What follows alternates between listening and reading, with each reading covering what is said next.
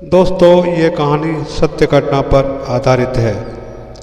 दोस्तों, रौनकपुर नाम के शहर में एक राजा रौनक सिंह का राज हुआ करता था। वो हमेशा अपनी प्रजा के हित में कार्य किया करते थे। वहाँ की प्रजा बहुत खुश रहती थी। एक दिन गिद्ध आकाश में भूतिया पेड़ के बीज लेकर उड़ रहा था। जैसे ही गिद्ध रौनकपुर पहुँचा तो उसके मुंह से एकदम बीज रौनकपुर के बीचों बीच गिर गया। बीज भूतिया था, इसीलिए अगले ही दिन वो पौधा बन गया। वहाँ के स्थानीय निवासियों ने जब पौधे को देखा तो हैरान रह गए, क्योंकि पौधे का रंग काला था।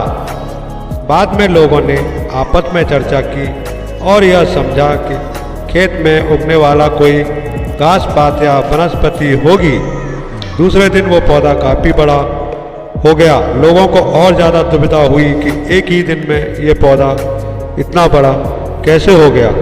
होते होते वो पौधा तीसरे दिन पेड़ बन गया। समय बीता और लोग तेज़ी से बढ़ने वाले पौधे के बारे में सोच कर परेशान हो रहे थे। वो इस मामले को राजा के पास लेकर गए। ऐसे जादुई पौधे का पता चलते ही राजा तुरंत उस जगह पर पहुंच गए। राजा को जैसे ही पता चला कि एक काले रंग का पौधा 3 दिन में पेड़ बना है, तो वो भी उस पेड़ को हैरानी से देखने लगे। राजा उस पेड़ के पास चौथे दिन पहुंचे थे और तब तक पेड़ और बड़ा हो चुका था। वो इतनी तेजी से फैला था कि किसी को यकीन ही नहीं हो रहा था। राजा समझ गए थे कि काला रंग है, इसमें जरूर कोई जादू टोना होगा। इसी सोच के साथ राजा ने घोषणा कर दी कि जो भी इस पेड़ को खत्म करेगा उसे वो इनाम के तौर पर 1000 सोने के देंगे। यही नहीं, राजा ने यहाँ तक कहा कि पेड़ को खत्म करने वाला व्यक्ति मेरी मृत्यु के बाद मेरी राजगद्दी पाने का हकदार भी बनेगा। इतनी बड़ी घोषणा सुनने के बाद हर कोई पेड़ खत्म करने के लिए अपना दिमाग लगाने लगा। राजा के सारे चतुर मंत्रियों ने भी तरकीब लगाई, लेकिन पेड़ को कोई भी नष्ट नहीं कर पाया। किसी ने पेड़ के आसपास आग लगवाई तो एक मंत्री ने उस भूतिया पेड़ को हाथियों तक से खिंचवाया, लेकिन पेड़ को कुछ भी न हुआ। अब लोगों के मन में डर बैठ गया और उन्हें लगा कि पक्का यह ऐसा वैसा नहीं बल्कि भूतिया पेड़ है। तभी उस गांव के एक समझदार व्यक्ति को राजा की घोषणा का पता लगा। जानकारी मिलते ही अपने गुरु के पास भूतिया पेड़ से जुड़े रहस्य को जानने के लिए पहुंच गया।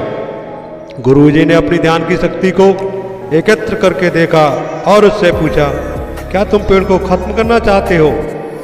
समझदार व्यक्ति ने जवाब दिया, हाँ गुरुजी, सब उससे परेशान हैं। गुरुजी ने बताया कि उसे खत्म करने की एक ही तरीका है।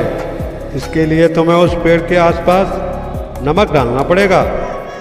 इस तरकीब के बारे में जानते ही वो व्यक्ति तेजी से राजा के पास गया और कहा कि इस पेड़ के आसपास आपको नमक डलवाना होगा।